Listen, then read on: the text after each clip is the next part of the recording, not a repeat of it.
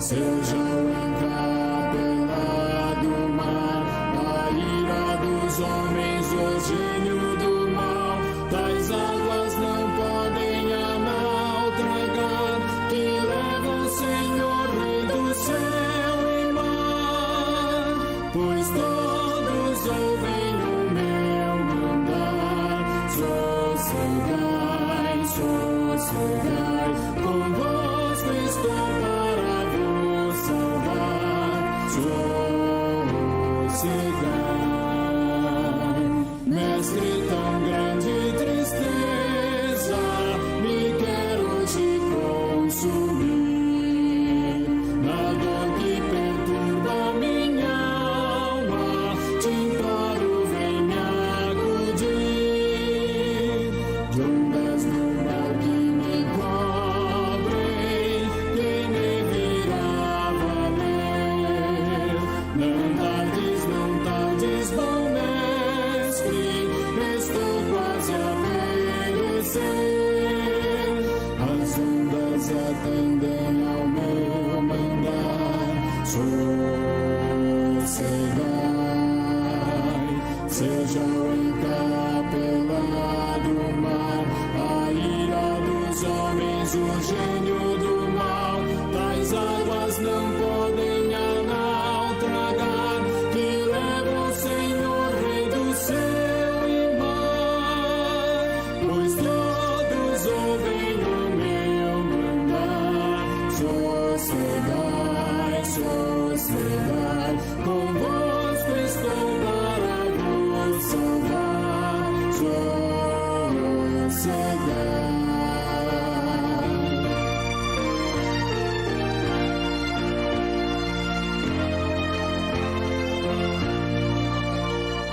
Mestre, chegou a bonança, em paz vejo o céu e o mar, o meu coração goza calma, que não poderá findar, firme ao teu lado, ó mestre, dono da terra e céu, eu hei de chegar bem seguro ao porto destino meu, as ondas atendem ao meu mandar, sossegai, seja o encapelado mar, a ira dos homens, o gênio do mal, das águas não podem a não tragar, que leva o Senhor, Rei do céu e mar, pois todos ouvem o meu mandar, sossegai,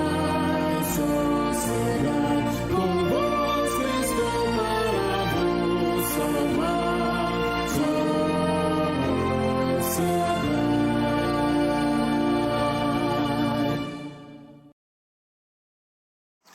Vamos orar mais uma vez, pedindo a Deus que nos abençoe, bem como fale ao nosso coração também nesse instante. Ó Deus, nós precisamos muito de que os nossos corações nesses dias encontrem paz, alegria, tranquilidade, sossego. Quanta gente, ó Deus, passando por momentos difíceis, complicados, grandes ondas, fortes ondas, grandes problemas, fortes aflições. Ó Deus, traz o sossego para a vida do teu povo, com a tua graça, com a tua bondade. Traz consolo, conforto, paz e tranquilidade para os teus filhos, para os teus servos. O Senhor é Deus grande, Deus majestoso, Deus que está sentado no trono da glória, controla todas as coisas, nunca foi pego de surpresa, nunca alguma coisa aconteceu sem o teu prévio consentimento e conhecimento. O Senhor é Deus em cima nos céus e na terra. Então, ó Deus, nós adoramos e exaltamos ao Senhor e pedimos que em nome de Jesus, o Senhor tranquilize o nosso coração. E agora, Deus, quando nós vamos estudar a palavra santa e bendita do Senhor, que o Senhor fale conosco, em nome de Jesus.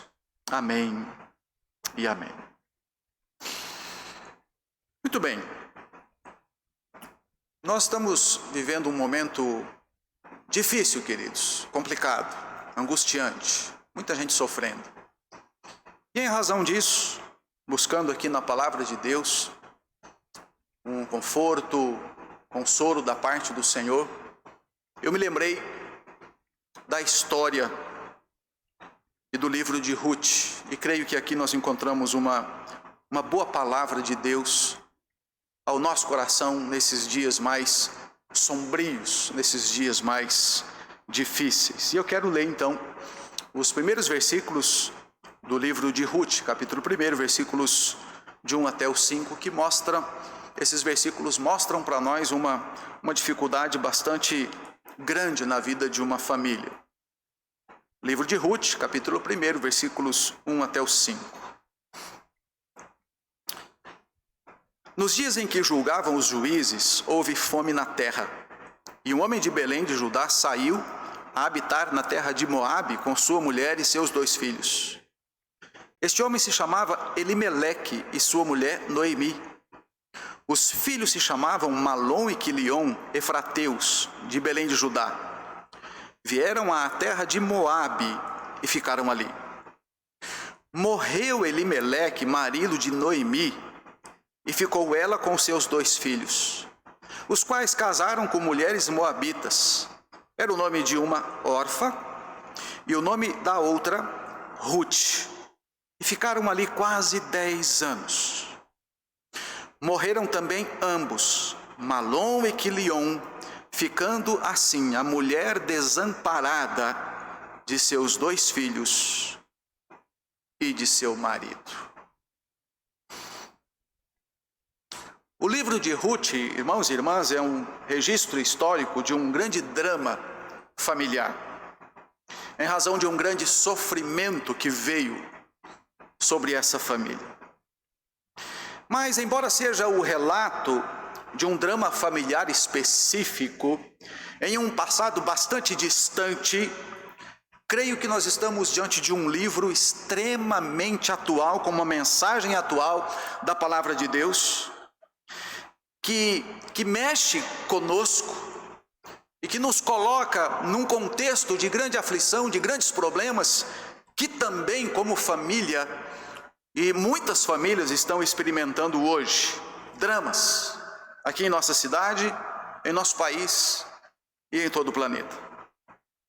Contudo, e ao mesmo tempo, o livro de Ruth aponta para a esperança da providência de Deus, que tempos melhores virão.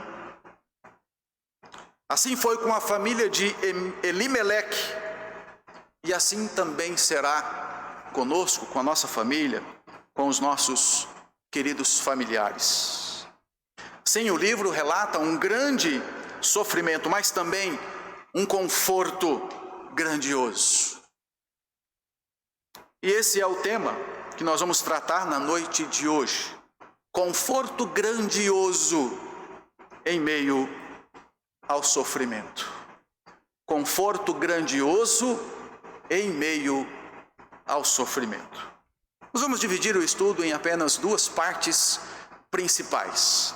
A primeira, no aspecto mais negativo e triste, tratando acerca do sofrimento propriamente dito.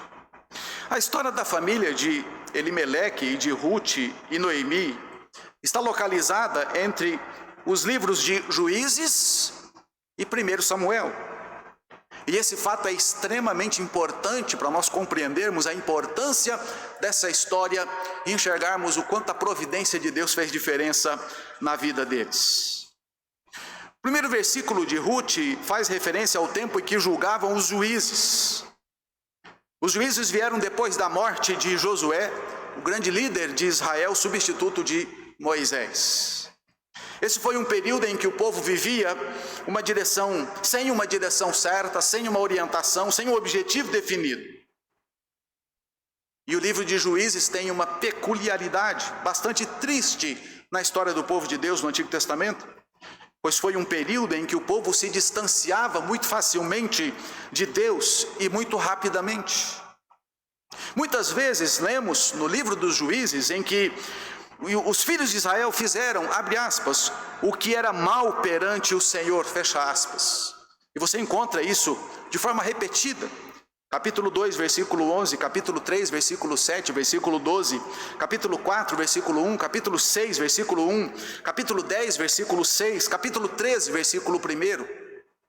Fizeram o que era mal perante o Senhor. De tempo em tempo, quando o povo de Deus se rebelava contra Deus, Deus os entregava nas mãos de adversários e de povos inimigos, até que o povo se voltava para Deus em arrependimento e confissão de pecados. E aí Deus levantava um instrumento, um libertador para o povo contra a opressão dos inimigos. Esses eram os juízes, tais como Gideão, Sansão e outros. Nesse período dos juízes, também havia uma outra característica triste no meio do povo de Deus, que aparece também em vários registros, dizendo: naqueles dias não havia rei em Israel, cada qual fazia o que achava mais reto. Capítulo 17, versículo 6, 18, 1, 19, 1, 21, 25. Aliás, o último versículo do livro de Juízes termina exatamente com esta expressão: naqueles dias não havia rei em Israel e cada um fazia o que achava mais reto. Então para um pouco e pense, irmão, irmã, no contexto em que nós vivemos nos dias de hoje. Que avaliação fazemos do nosso tempo? O nosso tempo é marcado por uma briga política em meio a grave problema de saúde. O tempo que vivemos, temos um país mergulhado num nível de corrupção em todos os níveis da sociedade. Vivemos num país que se distancia de Deus com as suas várias práticas e diversas crenças religiosas e não religiosas. Vivemos num país aparentemente sem rumo espiritual, com grande insegurança física, insegurança emocional, econômica, e do ponto de vista humano, à beira do caos. Inclusive os nossos líderes principais, parece que cada um faz o que acha mais certo.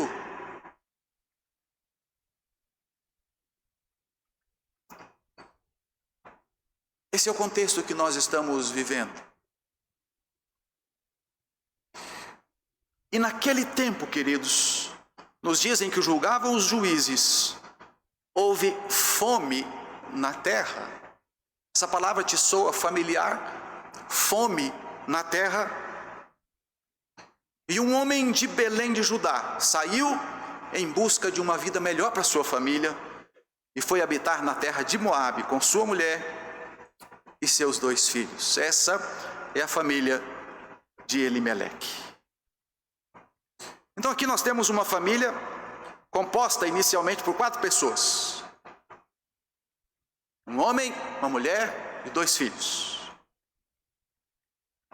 Por conta da fome, a família se muda de Belém e vai para Moabe em busca de uma vida melhor. Considerando um grande período de fome, um tempo difícil em que a nação vivia em busca de sobrevivência. O que é interessante, queridos, é que a cidade de Belém, ali, cidade ao sul de Jerusalém, que tem como significado o nome da cidade, Casa do Pão, Belém,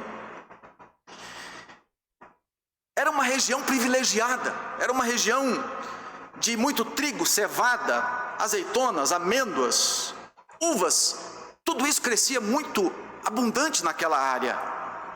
E que ironia, a Casa do Pão não ter pão para alimentar a população, os seus cidadãos. E a situação ficou complicada e a família resolveu então migrar para uma região onde a vida e a sobrevivência pudesse ser mais fácil. Queridos, nesse tempo do ano passado para cá, nós vimos isso acontecer na vida de várias famílias. Eu me lembro aqui de algumas famílias que vieram para Campo Grande de outras regiões em busca de uma experiência diferente, em busca de algo melhor para a sua própria sobrevivência, para o sustento da sua família. E por conta do momento em que vivemos, algumas dessas famílias tiveram que retornar, tiveram que voltar, por conta das lutas, das dificuldades, dos momentos difíceis. Então, meus queridos irmãos e irmãs, a primeira dificuldade que a família de Elimeleque enfrenta, marido, a esposa, os filhos, diz respeito à fome, uma questão de sobrevivência. Então eles foram para a terra de Moabe. Mas o versículo 3 aponta para nós que Elimeleque, o marido de Noemi, morreu. E ela ficou sozinha com seus 2 filhos. Veja que situação complicada e triste. Perder alguém da família, um ente querido, o pai de família, aquele que era o responsável por prover o sustento da casa. Ele morreu.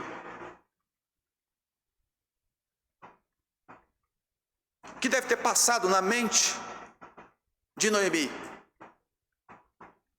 Distante da sua terra natal, da sua região, indo em busca de algo melhor para a família, o seu marido morreu. Os filhos se casaram com mulheres moabitas. E por cerca de 10 anos, o versículo 4 dá essa informação.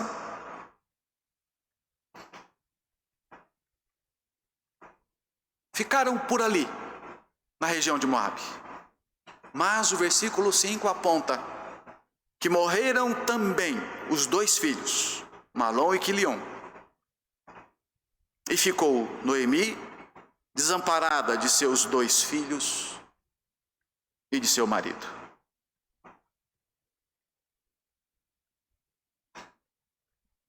De novo, o que deve ter passado na cabeça, na mente de Noemi? Meu marido morreu. Os meus 2 filhos morreram.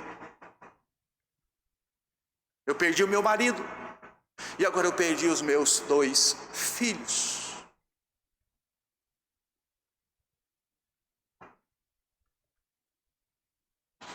E sem muito o que fazer naquela região, sem ter como se organizar, se orientar, se sustentar, Noemi resolveu retornar para sua terra, para a casa do pão, pois ouvira dizer que a situação melhorou e o próprio Deus se mostrou favorável. E agora parece que ouvia-se dizer que lá estava tendo boas colheitas, ela podia voltar. E no versículo 6 é isso que acontece. Então ela retorna para Belém. Queridos, mas acontece algo tremendo aqui, porque quando ela volta e ela chega em Belém, as pessoas a reconheceram.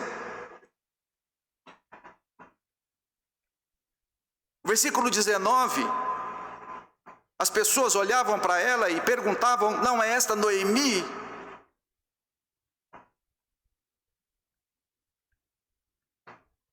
Mas veja a reação dessa mulher. O versículo 20, porém ela dizia: não me chameis Noemi, me chamem de Mara, porque grande amargura me tem dado o Todo-Poderoso. Queridos, há algo extraordinário nesses nomes, com grande profundidade, com muita tristeza.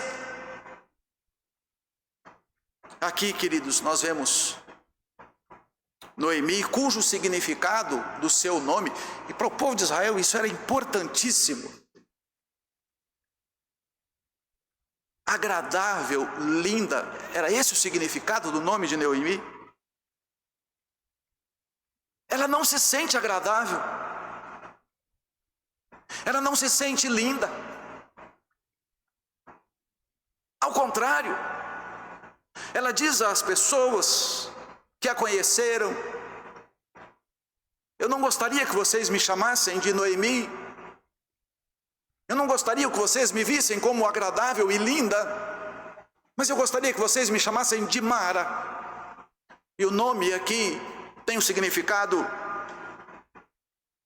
de algo amargo.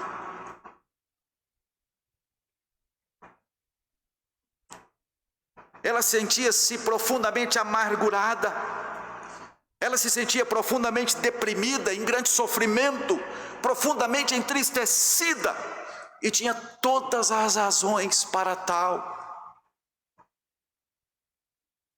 Que situação difícil se encontrava aquela mulher. Você já se encontrou numa situação difícil? Você já viveu o tempo em que parecia que as coisas iam de mal a pior? Você já experimentou um tempo em que parece que Deus faz até pouco caso das suas orações? Você já buscou a Deus na solução de um problema e parece que a solução nunca vem? Ou talvez você esteja enfrentando esse sentimento nesses dias, agora, atualmente. Dias difíceis, dias complicados em que a pandemia se alastra por todos os cantos, por todos os lugares, pelas cidades. Nós ouvimos falar de gente com dores, com gente de luto, com pessoas morrendo. Dias de insegurança em todos os sentidos, que parece abocanhar e engolir a tudo e a todos.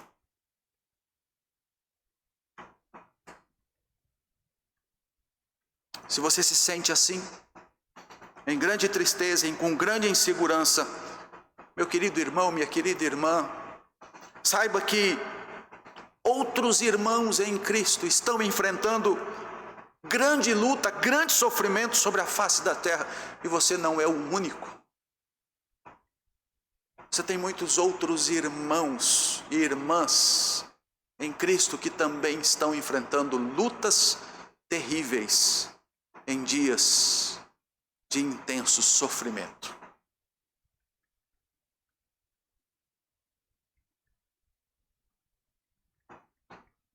Então nós temos aqui, queridos, uma família em grande sofrimento e uma mulher em grande sofrimento.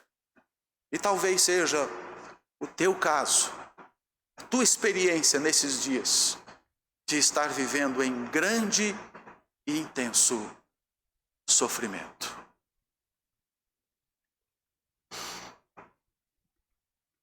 Nosso tema: conforto grandioso em meio ao sofrimento. Eu disse que nós trataríamos dois aspectos apenas. O primeiro, portanto, foi esse, o sofrimento. E o segundo diz respeito ao conforto grandioso. O conforto grandioso.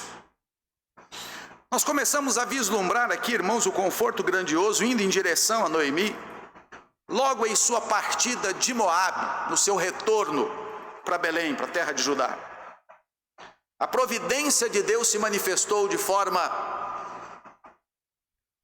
impressionante na vida dessa mulher. Ela saiu com as suas 2 noras em direção a Belém,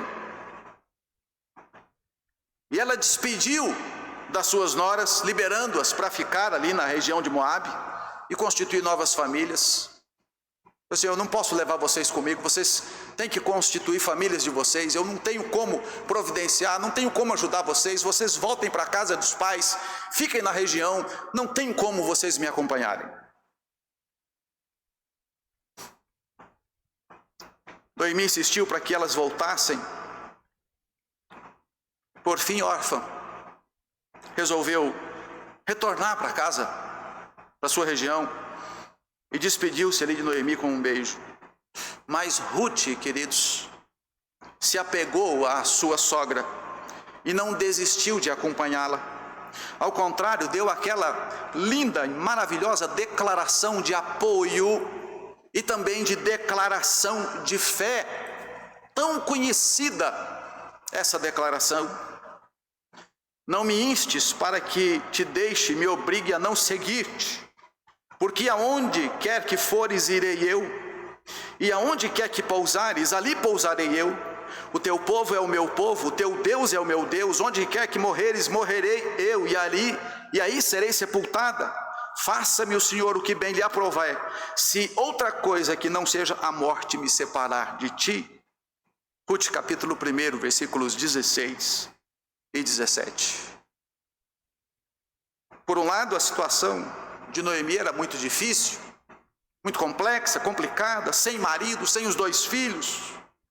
Mas a providência de Deus começou a vislumbrar na vida dessa mulher e tornou uma de suas noras a sua companheira inseparável, seu braço de apoio incondicional. Noemi podia estar só, sem marido, sem filhos, mas não estava abandonada. Deus colocou ao seu lado uma amizade sólida, uma amizade indestrutível, uma amizade inabalável, uma amizade inextinguível. O que poucos têm sobre a face da terra, Noemi foi presenteada com esse tipo de amizade profunda, extraordinária. Que conforto grandioso ter em um dos piores momentos na vida um amigo inseparável e com dedicação incondicional, sem nenhum tipo de interesse, e isso é raro. Então, por fim, ambas retornaram para Belém. E como já dissemos, Noemi, cujo nome significava agradável e linda, pediu para ser chamada de Mara, amarga, considerando o seu sofrimento intenso pela perda do marido, dos seus 2 filhos, e a situação em que se encontrava em busca de sustento e sobrevivência. Mas a providência de Deus na vida de Noemi e de Ruth não se manifestou somente nessa profunda amizade entre ambas, mas ainda no exato momento e no exato tempo em que chegaram à região de Belém. Chegaram no tempo da colheita da cevada, e depois de algumas semanas começaria a colheita de trigo. Assim, a casa do pão agora parece que ia ser reabastecida, e o alimento voltaria a ser de posse dos seus moradores, e a fome iria embora. O capítulo 2, queridos, inicia com a referência sobre a existência de um parente de Elimeleque, que era dono de muitos bens e muitas propriedades, e se chamava Boaz. Noemi e Ruth estavam de volta à cidade, e ambas em busca de sustento. Ruth se dispôs a ir ao campo durante a colheita para rebuscar as espigas, e saiu em busca de algum campo para que pudesse fazê-lo. Observe, irmãos e irmãs, como que Deus, na sua providência e na sua sabedoria, provê sustento, cuidado naqueles que são mais frágeis. Deus havia dado ao seu povo uma lei específica para favorecer o pobre e o necessitado. E essa lei aparece em Levítico 19, 9 e 10. E assim Deus disse ao seu povo: quando também cegares a messe da tua terra, o canto do teu campo não cegarás totalmente, nem as espigas caídas colherás da tua messe. Não rebuscarás a tua vinha, nem colherás os bagos caídos da tua vinha. Deixá-los-ás ao pobre e ao estrangeiro. O que é que essa lei significava? Quando que os donos das propriedades, das plantações fossem fazer a colheita, eles não deviam passar um pente fino, exageradamente um pente fino para colher tudo, para pegar tudo, para não deixar nada para trás. Ao contrário, de propósito, eles deveriam deixar para que os pobres, os necessitados, os menos desfavorecidos pudessem ter o que comer, como se alimentar e como se sustentar. E aí então lá foi Ruth, passando pelos campos, se aproveitando da lei do Deus de Israel, para colher aquilo que ia ficando para trás, conforme estava previsto na lei. E na providência de Deus, veja que coisa impressionante, Ruth acabou entrando na parte que pertencia a Boaz, o qual era da família de Elimeleque. Ruth capítulo 2, versículo de número 3. E Ruth foi favorecida por Boaz, que a recebeu com educação, que protegeu Ruth. Capítulo 2, versículos 8 e 9. Ouça as palavras do próprio Boaz a Ruth.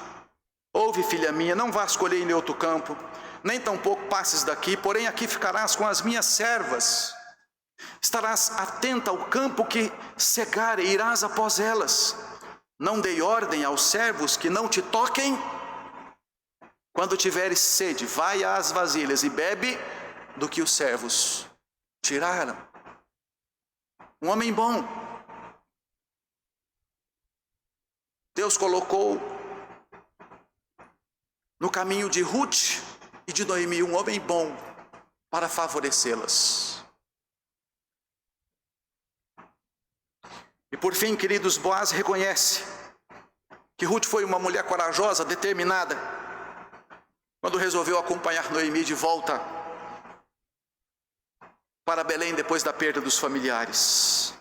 E Boaz abençoou Ruth dizendo: o Senhor retribua o teu feito e seja cumprida a tua recompensa do Senhor Deus de Israel, sob cujas asas viestes buscar refúgio.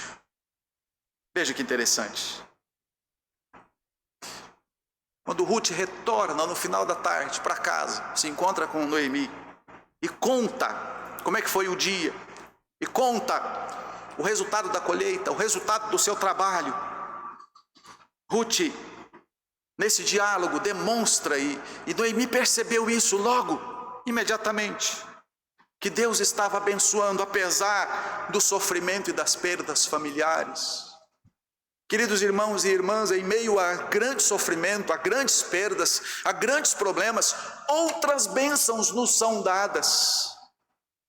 O sofrimento e a angústia não significa que Deus nos abandonou completamente. Significa que Deus, que está no pleno controle de todas as coisas, tem planos e desígnios, mas você consegue, ainda assim em meio ao sofrimento, enxergar outras bênçãos da parte do Senhor. O Deus da providência está conosco.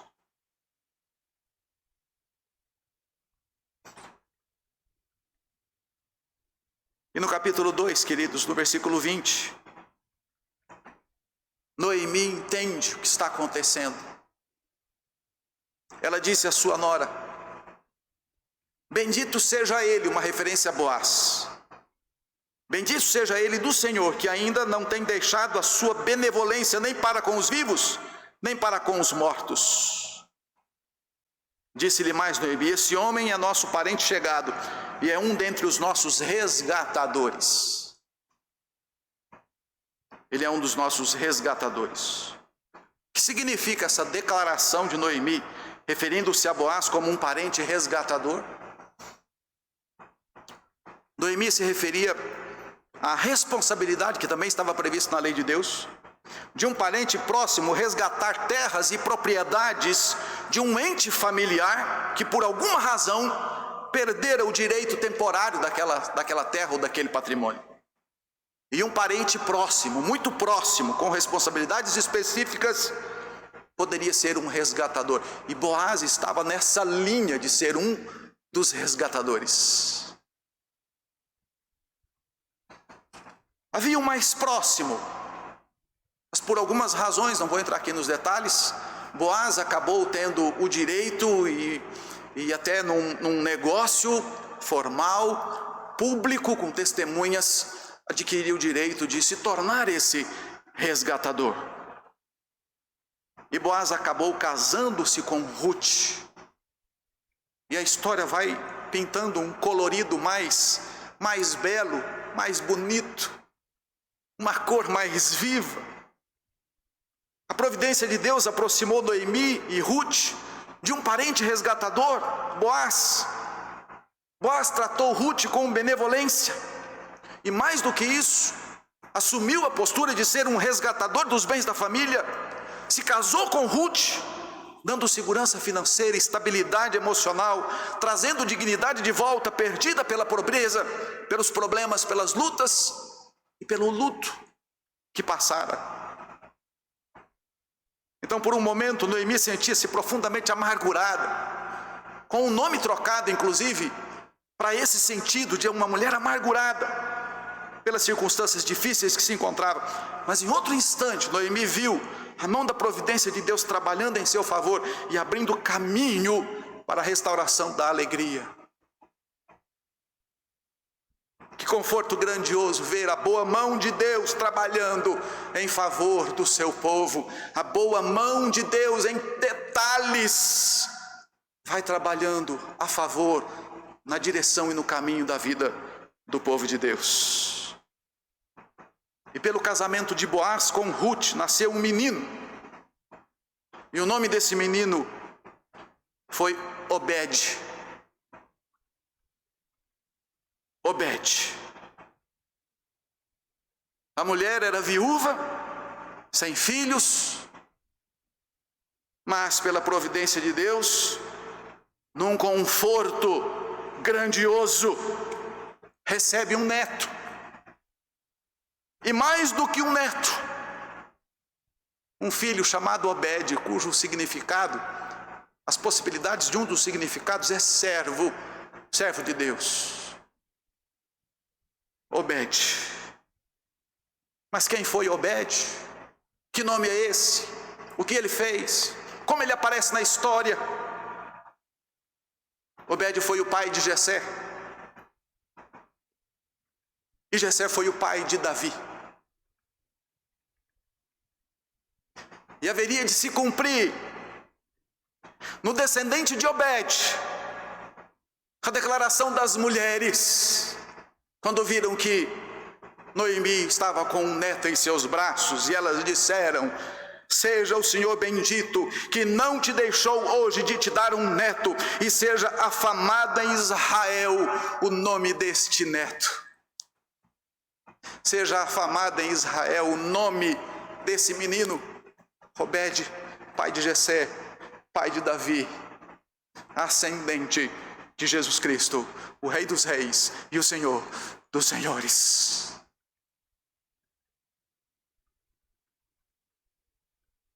A mão da providência de Deus dirige, governa, sustenta, organiza, supervisiona, dá sentido para a existência humana e traz conforto grandioso.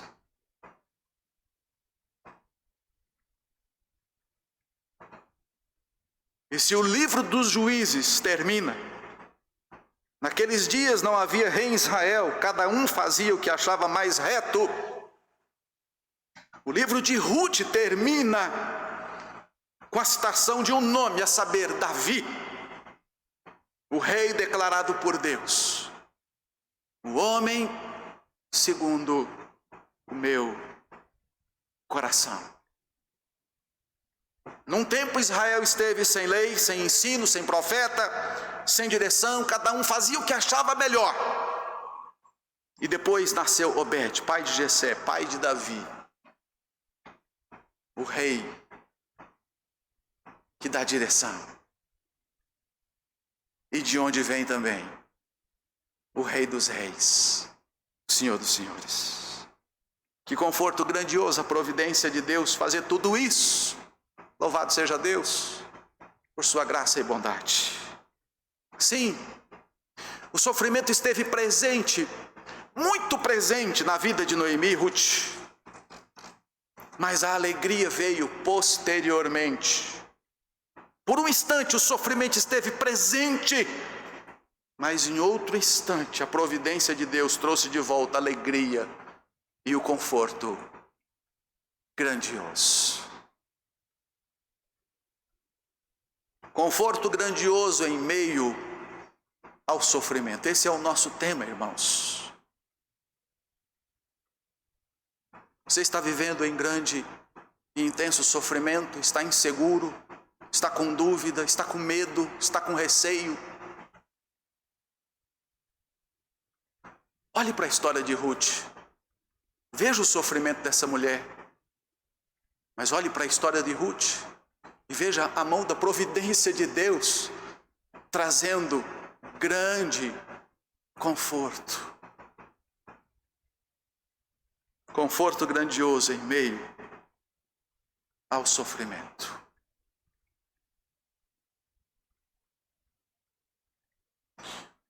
Antes de finalizar, queridos, eu quero compartilhar 3 aplicações importantíssimas para a nossa reflexão, para que carreguemos durante um tempo em nossa memória nesse tempo difícil, de sofrimento, de insegurança que estamos vivenciando. Primeiro, nós precisamos compreender, queridos irmãos e irmãs, que não importa o contexto e não importa em qual circunstância nós estamos vivendo, não importa, Deus sempre está no controle de todas as coisas, não importa. O povo de Israel, depois de libertado da escravidão do Egito e do poder de Faraó, foi novamente perseguido pelos egípcios, com todos os cavalos, carros de Faraó, seus cavalarianos, os seus exércitos. Eles os alcançaram junto ao mar. Êxodo 14, 19. E o povo ficou encurralado entre as montanhas, o mar e os exércitos de Faraó, e teve grande medo. E murmurou contra Moisés, reclamou contra Moisés. Nos tirou do Egito para a gente vir morrer aqui. E aí Moisés então responde ao povo. Ouça as palavras de Moisés ao povo. Não temais, aquietai-vos e vede o livramento do Senhor que hoje vos fará. Porque os egípcios que hoje vedes, nunca mais os tornareis a ver. O Senhor pelejará por vós, e vós vos calareis. Êxodo 14, versículos 13 e 14. E o Senhor disse a Moisés: dize aos filhos de Israel que marchem. Dos lados, montanhas, deserto, atrás o mar, e na frente o exército poderoso de Faraó. E Deus fala para Moisés: diz ao povo que marche. Marchar para onde? Para que lado? Não tem saída. Não tem para onde correr. Não tem para onde fugir. E Deus diz: diga ao povo para marchar. E Deus põe sua mão no meio do mar. E o mar se abre tal como uma parede de água de um lado, uma parede de água do outro, criando um caminho, uma estrada pelo fundo das águas. E o povo atravessa. Diga aos filhos de Israel que marchem. Então lembremos-nos, irmãos e irmãs, Deus sempre está no controle de todas as coisas, aconteça o que acontecer. Ele sabe o que faz. Essa é a primeira aplicação que eu gostaria de compartilhar com os irmãos e com as irmãs. Segunda aplicação que eu gostaria de compartilhar é que nós precisamos confiar no Deus da providência, queridos. Ele é a fonte de segurança. Ele é a fonte de alegria e de conforto grandioso que procuramos em meio ao sofrimento, à angústia, não importa se é grande ou pequeno. Deus é a fonte de grande conforto, de grande encorajamento.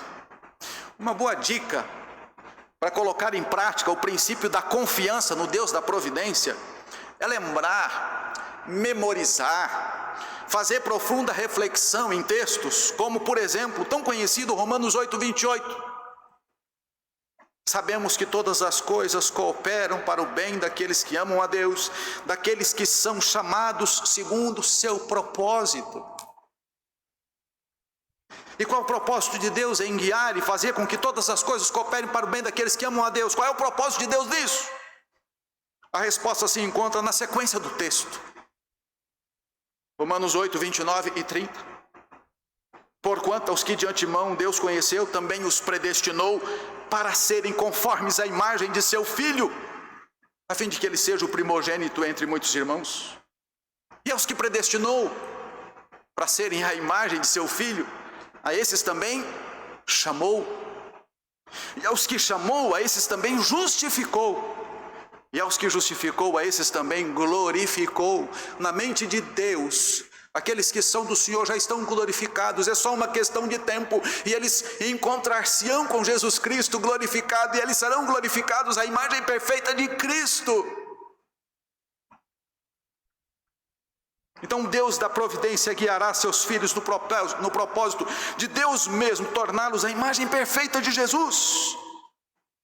Enquanto passamos sobre a face da terra, nós vamos nos parecendo com Jesus, e haverá o dia de que chegaremos na glória e seremos a exata imagem em glorificação, à semelhança da glória do próprio Cristo. Então alimente e fortaleça a sua alma no poder do Deus da providência e experimente o conforto grandioso em suas promessas. E a terceira e última aplicação que eu gostaria de fazer. Nós precisamos aprender, queridos, a descansar no Senhor e aguardar o conforto grandioso da glória eterna. Precisamos aprender a descansar no Senhor e aguardar o conforto glorioso da glória eterna. E que conforto glorioso! Que conforto glorioso é esse? Como diz o salmista Davi, no Salmo 30, versículo 5, a segunda parte do versículo: ao anoitecer pode vir o choro, mas a alegria vem pela manhã. Ao anoitecer pode vir o choro, mas a alegria vem pela manhã. Contudo, às vezes, o choro pode se estender por um tempo maior do que uma noite inteira. Às vezes o choro pode se estender por uma semana inteira. Talvez por um mês inteiro. Talvez a tristeza e o choro possa se estender por um ano inteiro. E pior, talvez a tristeza, a angústia e o sofrimento pode se estender por décadas, e talvez até por uma vida inteira. O que fazer diante disso? Ainda assim, queridos, podemos levantar nossa voz em som bem alto, com forte